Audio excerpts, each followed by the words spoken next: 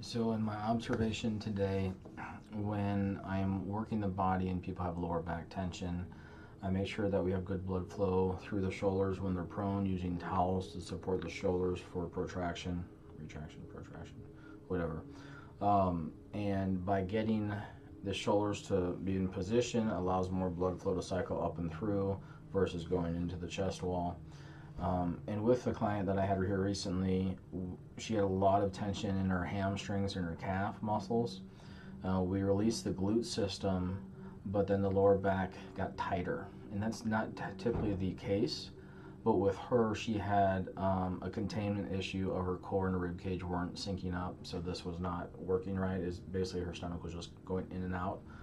She was unable to do like an actual pelvic floor squeeze and engagement with that.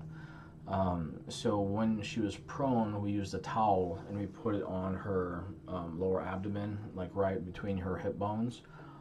She could feel the pressure of that, but then what happened is that by putting pressure on the glute system and putting pressure against the sacrum, without the towel, she was having referral pain to the other side of her spine.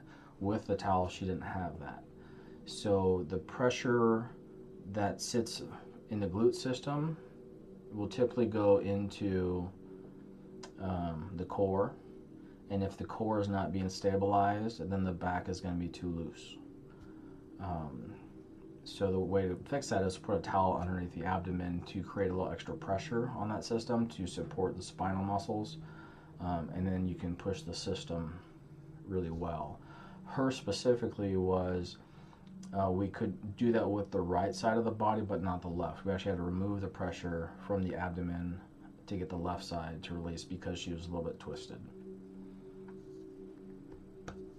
So that was a kind of interesting idea. Everything that I work on more and more is all about diaphragm, pelvic bowl communication, and a sense of either it's lymphatic flow, fascia flow, however, blood flow, however you want to view it.